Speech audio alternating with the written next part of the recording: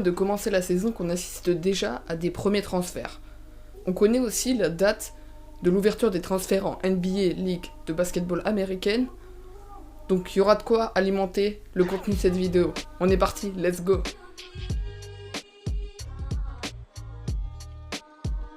Bonjour et bienvenue sur la chaîne French Basket Europe. Aujourd'hui c'est une vidéo transfert que je vous propose. Donc dans cette vidéo transfert, je vais revenir sur les transferts, les mouvements qui se passent en Euroleague et en Eurocup. Dans un premier temps, je vous parlerai tout simplement des transferts officiels qui ont été officialisés par les clubs. Ensuite, des départs, des clubs qui ont annoncé les départs de certains joueurs parce qu'ils n'ont pas très bien joué ou quelque chose comme ça. Et les rumeurs qui s'entraînent notamment autour de la NBA, des joueurs américains qui jouent en NBA qui pourraient arriver en Europe. Au passage, allez checker mon Instagram parce que sans doute, pour les joueurs officiels, les publications que je mettrai de ce côté-là, ça sera sans doute des publications issues de mon compte Instagram, donc allez checker si vous voulez être au courant de toute l'actualité du basket européen, c'est le meilleur compte Instagram que je puis vous présenter. Sinon, aux 300 abonnés, on vient de passer les 100 abonnés, merci à tous. On continue chaque jour de gagner plein d'abonnés et ça me satisfait, donc continuez à vous abonner, ça me donne beaucoup de force, merci beaucoup.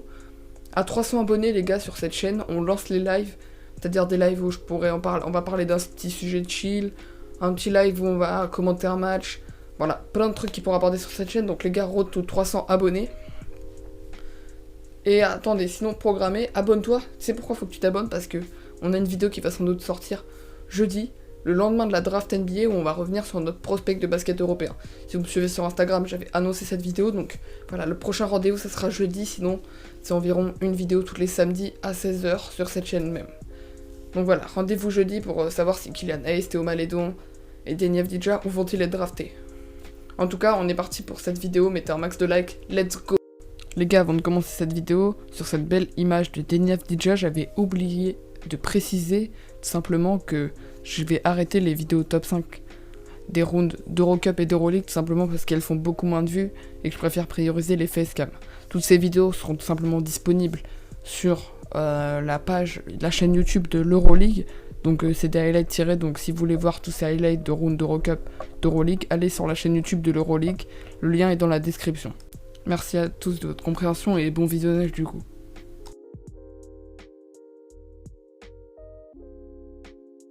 Entamer la première partie de cette vidéo par tout simplement les transferts qu'il y a eu, les transferts officiels. Et on va commencer du côté de l'AS Monaco, qui a vu le départ de Wesley Schauder pour l'arrivée, tout simplement, de Rob Gray. Mais attends, Rob Gray, il jouait pas au Mets 92, si, il s'est engagé avec les Mets 92, mais il a coupé son contrat au bout de à peine 2 semaines de jeu dans cette équipe, tout simplement parce qu'il a dit qu'il avait pas assez de temps de jeu dans cette équipe. C'est un gros scoreur, Rob Gray, un arrière américain, scoreur, on le connaît, mais il a pas beaucoup joué. Il vaut 10 points en 10 minutes en Eurocup. Il demande plus de temps de jeu, Rob Gray, il est pas content de son temps de jeu, du coup, il est sans doute parti du côté de Monaco pour peut-être gagner plus de temps de jeu et avoir plus de responsabilités dans un effectif. Donc Rob Gray qui traverse la France, qui part de Paris pour aller à Monaco. Voilà, ça c'est le premier transfert. Pour l'instant, il n'a pas encore joué avec Monaco parce que Monaco a eu beaucoup de reports, mais on a hâte de voir ça.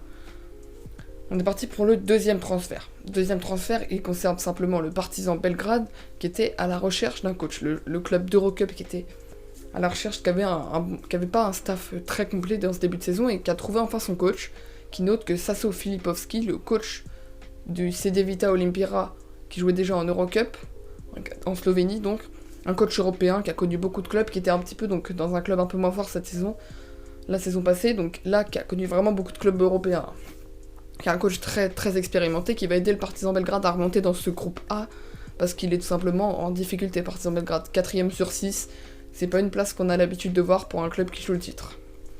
Troisième transfert à vous annoncer, c'est tout simplement l'arrivée du meneur américain, mais vous connaissez sans doute son nom, c'est Shelvin Mack.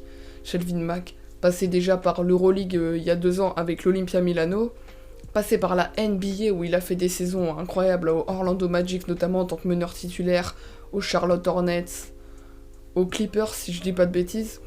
Il jouait la saison dernière du côté de l'Israël avec Hapoel Jérusalem où il jouait aussi la BCL.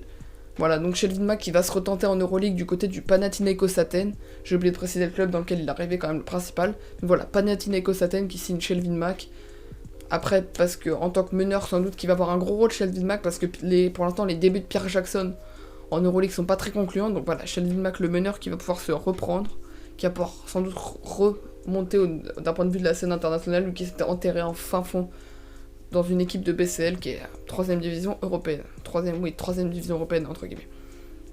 Enfin bref, on arrive au premier transfert. Et le premier transfert, c'est un joueur polonais-américain qui débarque du côté de Gran Canaria, l'équipe espagnole. C'est tout simplement Agi Slaughter. Dur à prononcer comme prénom.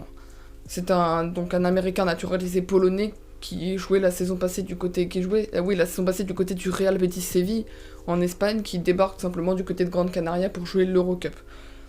Il a connu beaucoup de clubs européens, il a notamment joué avec l'Asvel en Eurocup, il a fait des clubs comme le Panathinaikos, Strasbourg, en France encore.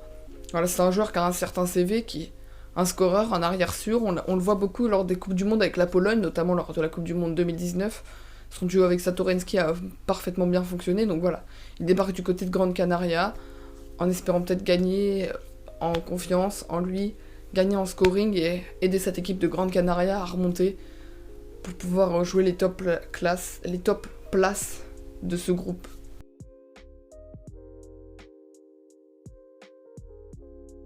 On passe tout de suite au départ. Au niveau des départs, j'aurais pu simplement vous parler du départ de Rob Gray, mais il a déjà signé du côté de Monaco. J'aurais pu vous parler du départ de Wesley Schonder, mais lui il est parti vers l'Italie et c'est tout simplement, il a été remplacé par Rob Gray. Non, il y a eu un départ pour l'instant à noter, c'est tout simplement Dwight Bucks, l'arrière américain qui quitte Nanterre 92, le club français. Tout simplement parce qu'il n'a pas rempli son rôle de leader, qu'il a fait un début de saison très très décevant du côté de cette équipe de Nanterre. Lui qui a été MVP de Pro A une année, qui a un certain rôle offensif, qui a un certain grade, il pourrait peut-être, qui avait un rôle en fait de guider cette équipe. Il avait de l'expérience, tout ça, et il n'a pas du tout assuré 6 points en moyenne, je crois, pour Dwight Bucks. Contrairement à des gars comme Chris Warren et Isaiah Cordinet qui ont plus assuré du côté des extérieurs, lui il était pas du tout présent, même dans les gros matchs, il a pas fait grand chose. Voilà. Donc Nanterre 92 a décidé de se séparer de ce joueur. Tout simplement parce que, voilà, il n'a pas rempli son rôle de leader. Donc voilà, c'est tout pour les départs.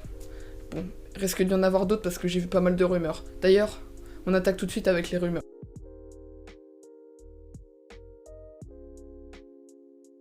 Et comme première rumeur dont je dois vous parler, c'est tout simplement une rumeur qui nous vient de l'Israël. C'est un média de basketball israélien qui annoncerait que sans doute Queen Assi Coupé, qui n'est sans club en ce moment, qui n'a pas été renouvelé par le Maccabi Fox Tel Aviv, pourrait se réengager avec ce club du Maccabi Fox Tel Aviv en Euroleague, tout simplement parce que le Maccabi Fox Tel Aviv, qui a fait déjà un recrutement XXL, en recrutement notamment Dragan Bender et Ante Zizic de la NBA, qui ont tout simplement besoin d'un peu plus de joueurs et qui pourraient pouvoir peut-être Queen Assi renforcer leur effectif pour pourquoi pas remonter au classement, eux qui occupent une bonne 15e place, si je ne dis pas de bêtises, 14e peut-être. 15e je crois. Oui, 15e place, voilà. Maccabi Tel Aviv, je me souviens dans ma tête, de toute façon, tous les classements sont dispo sur mon Instagram. C'est 15e place pour le Maccabi Tel Aviv qui peut remonter, c'est un club qui joue top 5 européen, pour vous dire, donc voilà, surtout avec l'effectif qu'ils ont. Donc Queen Assi qui pourrait renforcer cet effectif, lui qui jouait déjà la saison passée. Sinon, au niveau des transferts, on va tout simplement parler de tous les transferts en rapport avec l'NBA, toutes les rumeurs. J'en ai déjà fait un petit mix sur Instagram, donc voilà, on va continuer à débattre sur ça. On est parti tout de suite sur les rumeurs NBA. Et on va commencer ces rumeurs NBA avec déjà quand la transfert NBA commence. Les transferts NBA commencent 2 jours après la draft, c'est-à-dire le 20 novembre prochain. On aura l'ouverture des transferts à minuit. On va assister au premier transfert, donc et ça va être intéressant. Mais pourquoi tu nous parles de NBA alors qu'on est sur un compte de basket européen ? Parce qu'il y a déjà énormément de rumeurs de joueurs qui veulent rejoindre l'Europe, des joueurs qui attendent leur libération tout simplement pour arriver du côté des clubs. C'est notamment le cas de Trevor Lacey, l'arrière des Milwaukee Bucks qui était en two-way to contract, qui jouait surtout en G-League en fait, mais qui était à un bout de contrat avec les Bucks, qui attendait tout simplement son départ pour pouvoir rejoindre les Metropolitans 92, selon certains médias. Donc ça serait lui qui serait la première pièce des Metropolitans 92 pour remplacer le départ de Rob Gray. Voilà, donc on attend le 20 novembre prochain pour la confirmation de ce transfert. Deuxième transfert qui devait se faire, c'est tout simplement... c'est le Barça. Le Barça qui a un effectif à 13 joueurs, alors que chaque année ils ont un effectif quasi à 15-16 joueurs, avec des rotations, une 3 équipes de 5 joueurs, quoi, une très très forte profondeur de banc, quoi. Et là, il leur manquait, et on s'est dit, mais il leur manque du recrutement, ça ressemble pas au Barça, un club européen, ça recrute 15 joueurs. Ils en avaient que 13. Ils attendent tout simplement l'arrivée des transferts NBA pour recruter un pivot. Ils l'ont dit, c'est annoncé dans tous les médias de basket espagnol, si vous suivez un petit peu tout ça. Ils attendent de recruter un pivot. 3 propositions s'offrent du côté du Barça au niveau des pivots. 3 rumeurs. Il y en aura une qui sera sans doute officialisée dans le temps. C'est la première rumeur, ça serait peut-être Pau Gasol qui rejoindrait en 3e pivot, donc en pivot cette équipe du Barcelone, pour apporter son expérience, lui qui a débuté dans le club.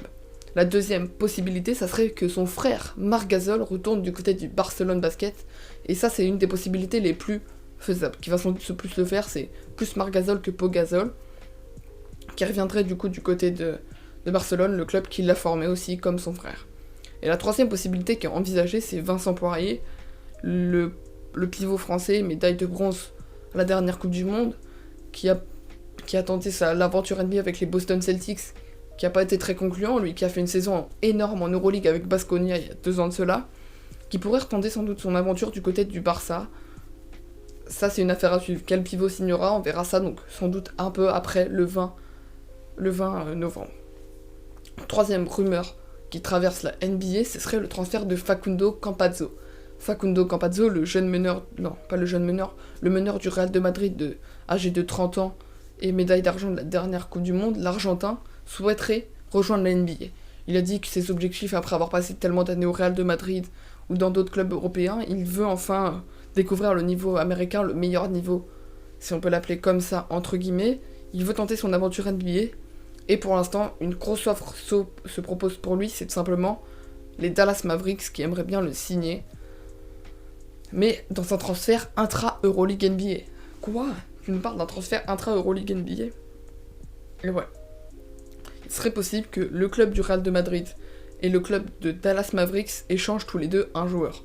C'est-à-dire que Facundo Campazzo part du côté des Dallas Mavericks aux États-Unis et dans ce cas-là, le Real de Madrid reçoit Gigi Barrea, le petit meneur du Dallas Mavericks. Est-ce que ce transfert encore se fera ? J'en ai beaucoup parlé sur Instagram cet été, si vous m'avez pas suivi. On a hâte de voir ça, et en tout cas, tous ces choix se décideront le 20 novembre, je le répète encore une fois. Voilà, on arrive à la fin de cette vidéo transfert. J'espère que vous avez bien aimé toutes les rumeurs, tous les transferts officiels, tout ça. N'oubliez pas d'aller suivre mon Instagram, c'est là où se passent tous les transferts, toute l'actualité. Je vous remercie à tous ceux qui s'abonnent parce qu'on est bientôt 400 sur Instagram, si je dis pas de bêtises, on est un petit peu loin, enfin bon, on est bientôt 350 en tout cas. Abonnez-vous à la chaîne YouTube, continuez de développer cette chaîne. Je vous remercie à tous ceux qui s'abonnent encore une fois. N'oubliez pas, 300 abonnés, on fait des lives. Et n'oubliez pas d'activer la petite cloche parce que jeudi matin, il va y avoir une vidéo qui va sortir sur la draft NBA 2020. Bon, moi je vous dis à la prochaine, du coup à jeudi les gars, c'était French Basket Europe.